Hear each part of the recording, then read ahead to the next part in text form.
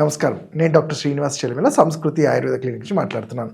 ఈరోజు మనం మాట్లాడే టాపిక్ వచ్చేసి నర్వస్ వీక్నెస్, ఎస్పెషల్లీ మేల్స్లో. అదే నర్వస్ వీక్నెస్ డిజార్డర్స్ అంటాము.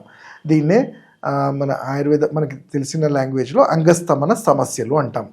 అంటే అసలు ఏంటి అంగస్తంభన, దీనికి వచ్చే వ్యాధులు, దీనివల్ల వచ్చే ఇబ్బందులు ఏంటి, వాటిని మనము ఆయుర్వేద పద్ధతుల ద్వారా ఎలా కరెక్ట్ చేసుకోవాలో తెలుసుకుందాం. మీరు చూసుకుంటే ప్రతి మగవాళ్ళల్లో ఒక ఫేజ్ అంటాము, అంటే 70 years వరకు కూడా యాక్టివ్గా ఉంటారు. కానీ ఒక ఫేజ్లో బికాస్ ఆఫ్ వేరియస్ రీజన్స్ వల్ల వీక్నెస్ అనేది ఒక ఫేజ్లో చూస్తుంటాం.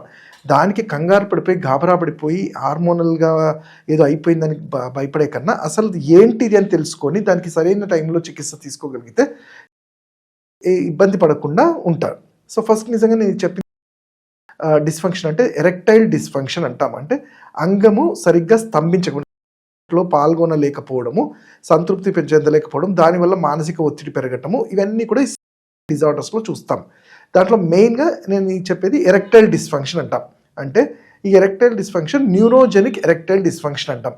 ఏదైతే పెనైజ్ అంగానికి వెళ్ళే నర్వ్స్ బ్లడ్ పంపింగ్ సరిగ్గా చేయక ఆ వెజల్స్లో బ్లడ్ అనేది ఎంగార్జ్ అంటే ఫుల్ పుషప్ అవ్వకుండా వీక్ అయిపోవటం, నరాలు వీక్ అవ్వటము, అక్కడ బ్లడ్ సర్క్యులేషన్ అనేది సరిగ్గా లేకపోవటము, దానివల్ల అంగము ఎక్కువసేపు స్తంభించిన తొందరగా ఎజాక్యులేట్ అవ్వటము, దాన్ని శీఘ్రస్ఖలనము అంటాము, ప్రీమెచ్యూర్ ఎజాక్యులేషన్ అంటాం. ఇవన్నీ చూస్తాం.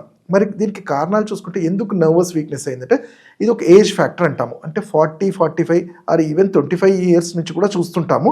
బట్ మేజర్గా 40 క్రాస్ అయిన వాళ్ళలో బికాస్ ఆఫ్ వాళ్ళ లైఫ్ స్టైల్, ఆ రెస్పాన్సిబిలిటీస్, తీసుకునే ఫుడ్లో సరైన డిసిప్లిన్ లేకపోవడము, ఎక్కడో కాంప్రమైజ్ అవ్వడము, వీటన్నిటి వల్ల బాడీకి రీచ్ అవ్వాల్సిన న్యూట్రియంట్స్ అన్నీ కూడా రీచ్ అవ్వకపోవడం, అంటే కండరాలకి నరాలకి కావాల్సిన మన శరీరానికి కావాల్సిన న్యూట్రియంట్స్ మన ఫుడ్ ద్వారా మనము ఇవ్వలేకపోవటం వల్ల ఒక కారణమైతే, ఇంతకుముందు ఎప్పుడైనా వెన్నుపూస సంబంధిత వ్యాధులు అంటే నడుముకి సంబంధించి దెబ్బ తగలడం కానీ, ఇన్ఫెక్షన్స్ కానివ్వండి, ఆర్ టెస్టిస్లో దెబ్బ తగలడము, వృషణాల్లో ఏమన్నా వాపు లాంటిది, ఇన్ఫెక్షన్స్, యూరినరీ ఇన్ఫెక్షన్స్, కొన్ని సందర్భాల్లో కిడ్నీ స్టోన్స్ ఉన్నప్పుడు కూడా టెంపరీ ఫంక్షన్స్ చూస్తుంటాం. అంగస్తంభన సరిగ్గా జరగదు.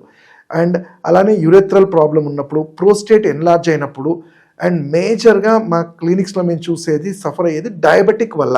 షుగర్ పేషెంట్స్లో ఈ షుగర్ ఇన్సులిన్ స్పైక్స్ పెరిగినప్పుడు బ్లడ్ అనేది బ్లడ్లో షుగర్ ఎక్కువ అయిపోయినప్పుడు ఏమవుతుందంటే కండరాలని దెబ్బతీస్తుంది. ఆ కండరాలు ఎస్పెషల్లీ ఈ పెనైల్ రీజన్కి వెళ్ళే నర్వ్స్ దగ్గర ఎఫెక్ట్ అవ్వడం, ఏ ఆర్గైనా ఎఫెక్ట్ అవుతుంది. బట్ ఎక్కువగా ఈ ఫంక్షన్లో డయాబెటిక్ వల్ల వీక్నెస్ అనేది ఇన్సులిన్ స్పైక్స్ వల్ల జరుగుతుంది. అందుకనే ఇన్సులిన్ని కంట్రోల్లో ఉంచుతూనే వీటికి సంబంధించి డిజైర్స్ని, ఫంక్షనాలిటీని పెంచే ఔషధాలు ఆయుర్వేదంలో మన ఆచార్యులు ఎప్పుడో చెప్పారు. దాన్నే రసాయన వాజీకరణ చికిత్స ద్వారా చేస్తుంటాము. అయితే నేను ఇంతకుముందు చెప్పినట్టు కారణాలు చూసుకుంటే వెన్నుపూస సంబంధిత కానీ, దెబ్బలు తగలడం కానివ్వండి, ఇన్ఫెక్షన్స్ కానివ్వండి, ఆర్ ఫుడ్లో న్యూట్రిషన్స్ లేకపోవడము, ఆర్ కొన్ని సందర్భాల్లో సైకలాజికల్ స్ట్రెస్ అంటాము, మానసిక ఒత్తిడి మన శరీరాన్ని వీక్ చేయటం వల్ల మీరు చూస్తుంటారు. నేను ఇంతకుముందు చెప్పిన వర్డ్ శీఘ్రస్ఖలనం, ప్రీమెచ్యూర్ ఎజాక్యులేషన్ అనేది ఇది ఒక మానసికానికి సంబంధించింది. ఎరెక్టైల్ డిస్ఫంక్షన్ నర్వస్ సంబంధించింది. అయితే ఫంక్షన్ ప్రీమెచ్యూర్ ఎజాక్యులేషన్ అనేది సైకలాజికల్. ఎందుకంటే మీరు చూసుకుంటే ఎరెక్షన్ అనేది 2 సందర్భాల్లో చూస్తాము. ఒకటి టచ్తో, రిఫ్లెక్స్ అంటే పార్ట్నర్ ఎప్పుడైతే టచ్ చేయటము, దానివల్ల ఆ రిఫ్లెక్స్ వల్ల బ్రెయిన్కి సిగ్నల్స్ అంది ఎరెక్షన్ జరుగుతుంది. ఇంకొన్ని సందర్భాల్లో ఆలోచనలు అంటే చూడడం కానీ, వినడం కానీ, చదవటం కానీ జరిగినప్పుడు కూడా ఎరోజల్ జరుగుతుంది. ఈ 2 కాంబినేషన్స్ అంటే మైండ్ అలానే టచ్ సరిగ్గా ఉంటేనే సెక్షువల్ లైఫ్ అనేది ఎంజాయ్ చేయగలుగుతారు. దీనికే ఆయుర్వేదంలో ఈ రెండింటిని బ్యాలెన్స్ చేయడానికి రసాయన వాజీకరణ చికిత్సలు చెప్పబడ్డాయి. అది హార్మోనల్ వల్ల కానివ్వండి, మానసిక ఒత్తిడి వల్ల కానివ్వండి, ఇతరత్ర ఏ ప్రాబ్లమ్స్ ఉన్నా కానీ వీటిని సమస్థితికి తీసుకురావడానికి ఈ రసాయన వాజీకరణ అంటే దాంట్లో యూజ్ చేసే మెడిసిన్స్ కూడా మనం ఎప్పుడు వినేవే. ఉదారిగంధ, కపికచ్చు, శతావరి, అలానే అశ్వగంధ అనేవి మీ తత్వానికి తగ్గట్టు సరైన టైంలో ఎంత డోసేజ్ ఇవ్వాలి అది ఇస్తూ, మానసిక ఒత్తిడి కోసము మానసమిత్ర కానివ్వండి ఇలాంటివి ఇస్తూ, షుగర్ ఉన్న వాళ్ళలో ఎస్పెషల్లీ వీళ్ళల్లో ఏంటంటే ఈ షుగర్ స్పైక్స్ని కంట్రోల్ చేయడానికి ఎంత మెడిసిన్స్ వాడి తగ్గినా కానీ మన బాడీలో ఏదో ఒక టైంలో షుగర్ స్పైక్స్ జరుగుతుంటాయి. కాబట్టి వాటి గురించి కూడా ఆయుర్వేదంలో చాలా చక్కటి ఔషధాలు, కొన్ని రసాయన ద్రవ్యాలు, చంద్రప్రభ వాటి అని ఇలాంటివి సజెస్ట్ చేస్తుంటాం.